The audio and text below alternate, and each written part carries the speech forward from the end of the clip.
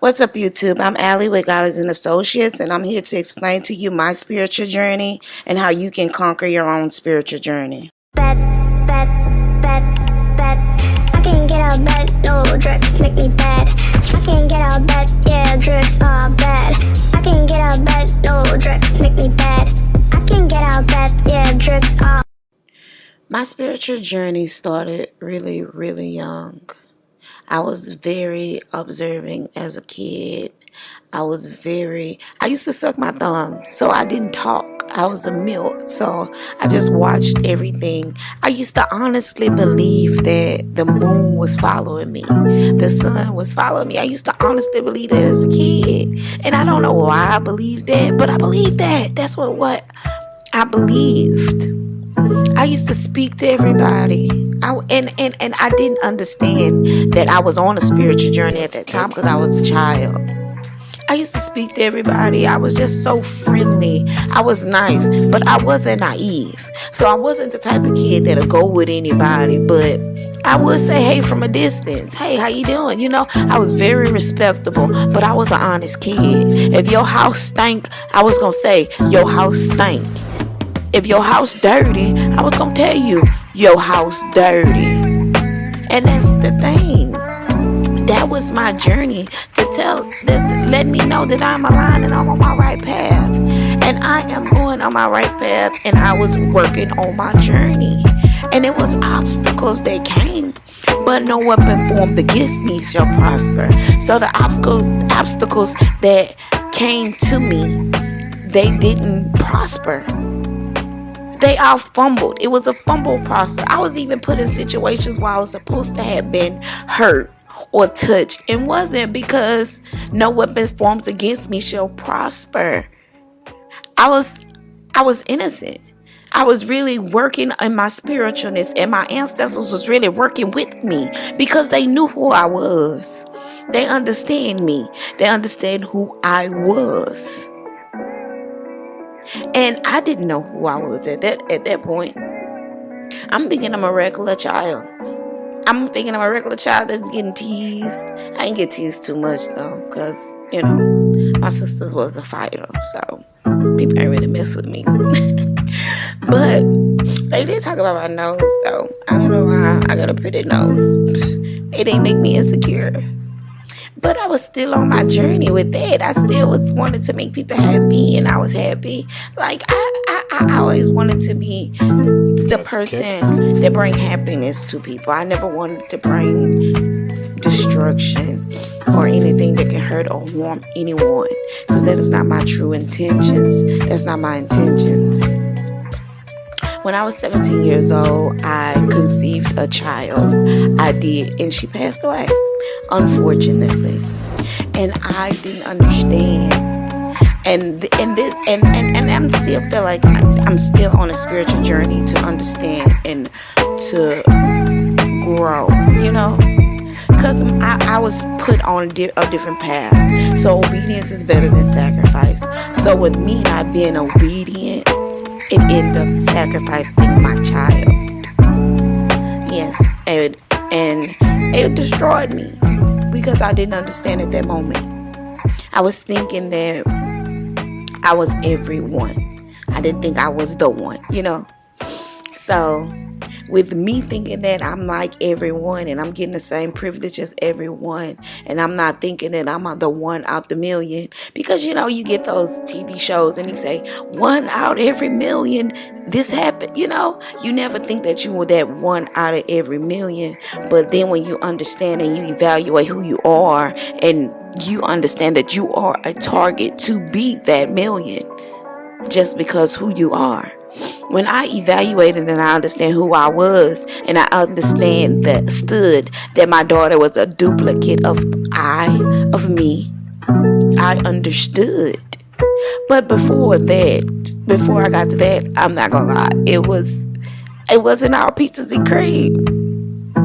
I used to cry every day, every night, every moment, everything. I used to just want to be by and the thing about it is, I was going through postpartum depression without my child.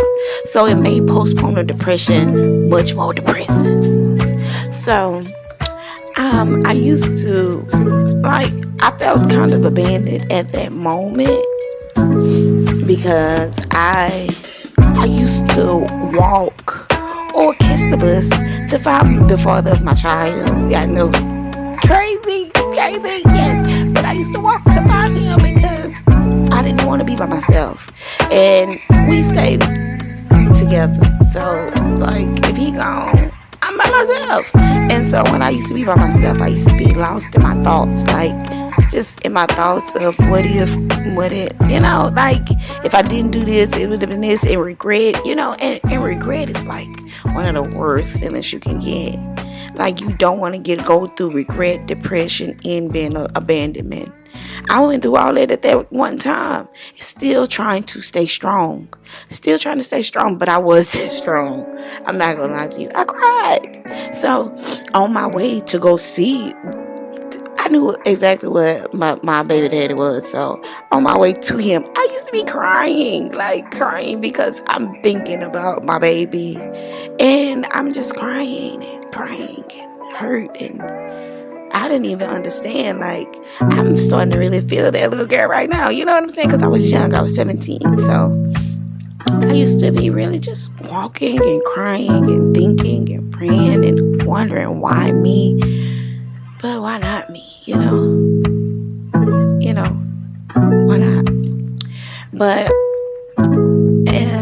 and then I would get to like the location of where he was, and people look at me like I'm crazy. They be like, Kara, what is you looking for him? What you running up behind a dude? And I'm thinking, like, y'all don't understand. I have nobody else that understands me. I have nobody else that feels this pain. I have nobody else that was there with me. You understand what I'm saying? Y'all don't understand this. Y'all don't understand I cried my whole way here. I walked here, my whole walk. Y'all didn't understand that. But did y'all care? Y'all didn't care. People didn't care. They didn't give it a damn. They didn't lose a kid, so they like, get over it. It was a baby. And then a lot of people think that just because my baby was a baby, they believe that I shouldn't care. And then a lot of people would take my baby as passing and say that I had a miscarriage. And that right there, that is very disturbing for me. I wouldn't say it makes me upset, but it does. Because my baby was here. My baby was a full baby. Like, my baby was in my arms. Like, I had my baby in my and they don't understand it, and people feel like I should just put it under the rug. But I want people to know that my baby is not here physical, but she here with me spiritually. And that's why. That is the main reason why I am who I am. That's why I can't be touched. That's why I'm fearless. Because you gotta understand, when you powerful and you duplicate power, it's always gonna be connected. The power can always be connected, physical or spiritually. But I'm letting you know, it's here spiritually. And that's how I started to understand who I was, because she helped me understand who I was. I ain't finding out by myself. I didn't become this person because of me.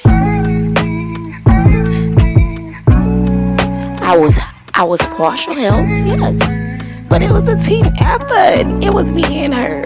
Her DNA, her spirit is still connected to me. I'm a force to be fucked with. You not understand this? I started to go into myself spiritually. I started to evaluate who I am and my purpose for being here. I started to evaluate me. I stopped worrying about other people and how they feel and what they look like, what they wear. I forgot material shit existed. That's what I want y'all to understand. I didn't put my power in material stuff. I took the materials. I am the most power. I am the power. So why would I give money my power, material my power, people my power? I'm letting you know, I'm attracting all that as I focus on me. You know how people say, you chase the money and the female's gonna chase you, but if you chase the female ain't gonna chase. If you keep on chasing the American motherfucking dream, you never gonna get the spiritual goal. You never gonna elevate to the higher elevation. You gonna stay at the lowest, the low. You gonna stay there. And I'm not gonna lie to y'all, I'm a Scorpio, so I'm gonna be real serious and blunt and direct. I healed myself by evaluating. I evaluated myself and I took accountability. I took accountability for my actions and what I did and what I done to people. If I hurt somebody, I apologized. Because I love everybody. I have no hate in my heart. What I need to hate anyone for, that is me focusing on, putting my focus in gardening somebody else's garden. Why would I do that if my garden not even garden yet? I gotta focus on me first. I'ma hate later. And once I elevate, I'm not gonna even want to hate no more. That's the thing. You're not gonna even want to be a hater no more. Cause what for? What are you hating for? Cause of fear? I'm fearless. I am fearless. Nothing can hurt or harm me. My ancestors is working 10 times faster than anything that's in this matrix. This is the matrix. I'm going to tell y'all a secret. One time I tricked myself into being happy. I just said I was so mad and depressed and sad. And I just got tired of being mad, depressed, and sad. I just got tired of having an attitude. I got tired of that. I wanted to be better. I wanted to be a better me. I didn't want to have that feeling of mad and anger and destruction. I didn't want to have that feeling. Who wants to have that? And I just tricked myself. I tricked myself because I started to read books, listen to audiobooks. I'm not gonna lie. I listened to audiobooks. I listened to motivational speakers, and they was telling me these things. They said it's possible to trick yourself into being rich. Yes, that's what they told me. They said it's possible for you to trick yourself into being happy. Yes, and guess what I did? Looking for something dumb to do. Yeah, if you're looking for something dumb to do something smart. I tricked myself into being happy. I said, I'm happy. And I did that every day. Every day I said I'm happy. Every day. And I gave thanks for everything that I had every day. I gave thanks for everything. I gave thanks for breathing. I gave thanks for blinking. I gave thanks for walking. I gave thanks for talking. I gave thanks for my nose ring. I gave thanks for the strings on my head. I gave thanks for my ear. I gave thanks for this spot on my face. I gave thanks for being a brown-skinned woman. I gave thanks for being a carbonated woman. I gave thanks for my power.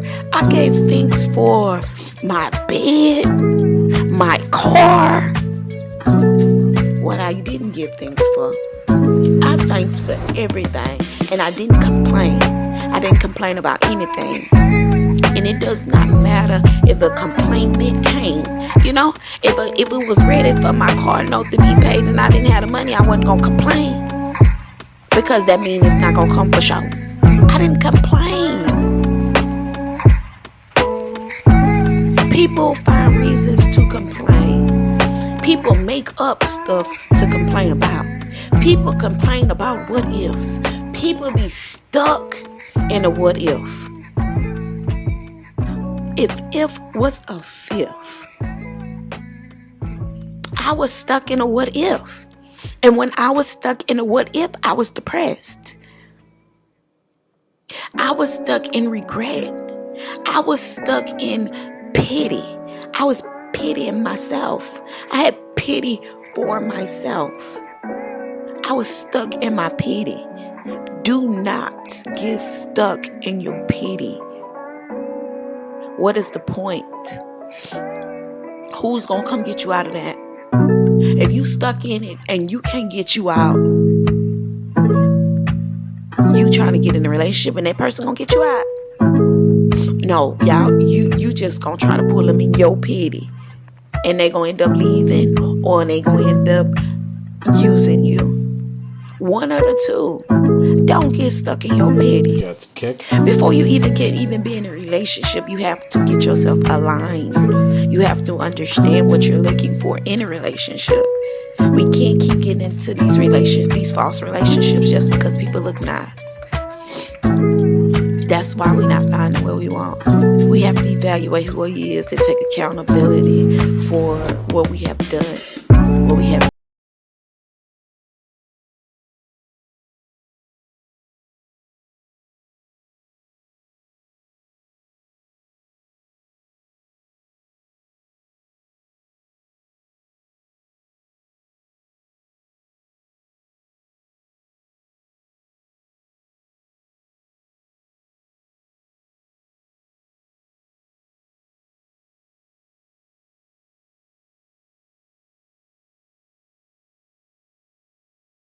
And it's all about it, what your body can take.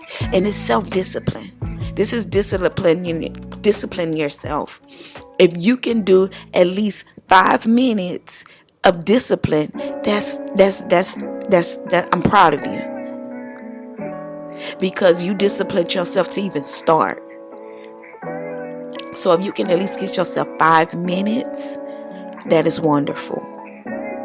Gradually add 5 again, as you can take. Add 5 or even add 2, If you got to go slow, go at your pace. I'm not pushing you to push hard, but go to your pace. And one day you're going to be able to do 30 minutes or 30 minutes or an hour. You're going to be doing that like it's nothing. And you're going to be attracting everything that you deserve. We're going to stop blocking our attractions. That is what we're going to do. This 2024, and we're going to start attracting our attractions. Everything that we attract and everything that we deserve, we are going to get. We are not going to block it by minute things. We're going to do the best that we can to be the best us and grow. So we're going to elevate, meditate, show gratitude, show love everybody, even when they do you wrong. Kill them with kindness and just leave. Because I'm telling you, my energy, yes, baby. With my energy, I'm not going to take negativity. I don't want to hear no negativity. I don't want to see no negativity. I don't want to speak no negativity. Hear no evil, see no evil, speak no evil. I don't even want to smell it. Because if you're around negative people, evil people that complain, them spirits can just go up your nostrils, up your ear. They gon' get you. They will try to attack you any way that they can. It's ego versus love. Ego versus love. And know that your ego is the devil and your love is God. But you gotta pick what side you on. Because they not giving y'all much time to figure out what side y'all gonna be on. Ego versus love. Come on now. Spirituality versus religion. And that's you. I'm saying like the you and you. And you have to understand that if you can't control, you can't control everybody and everything around you. I used to try to, I swear. I used to try to control everything. And now I'm to the point that I don't want to control everything. I'm just gonna go with the flow. So if it's not controllable and it's out of control, I'm flowing away. You know what I'm saying? I'm not going to stay around. I'm not going to stick around. Because then I'm going to feel like that's negativity. And I'm going to feel like I condone negativity. You know what I'm saying? I'm going to feel like I'm letting you think that it's okay to be negative. And it's never okay. I'm never going to lure me to make nobody look good. What I look like. What I look like. I'm not going to pretend to be somebody I'm not. I'm never going to pretend that I agree with a statement that I don't agree with. You gotta feel it, evaluate it, and release it. Feel it, evaluate it, and release it. If it don't feel right, evaluate it and release it. Then let that thing go. And another thing I did that really extremely helped me is I started to unfollow people on my Facebook and my Instagram that was negative.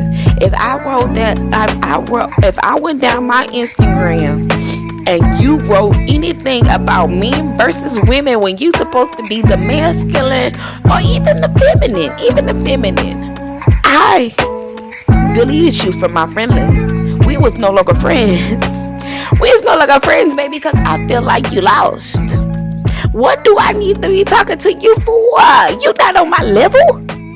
The level that we're on, we will never meet. Cause I'm up here. You still down here. You still at the low. Because why? Why is you competing with women? Why? It's confusing to me because when I think of men competing with women and they let us know that they are the head, they're the lead. So why compete? It don't make sense to me. That's like me going compete with my niece. Or me trying to go compete with a little babies. It don't make sense. And I ain't gonna make it make sense. But